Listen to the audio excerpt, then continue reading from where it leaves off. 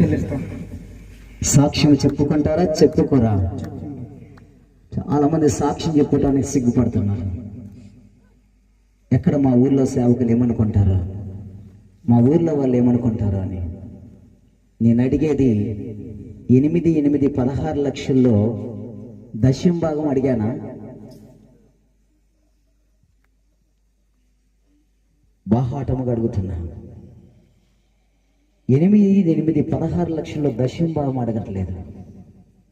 ఆ దేవుడు చేసిన కార్యానికి సాక్ష్యం చెప్పుకుంటారా? మీరు 2 చేతులు పైకెత్తి చెప్పొచ్చుగా. హల్లెలూయా. నేను అడిగేది ఇది మాత్రమే. ఇంకోసారి వినాలనుంది కదా.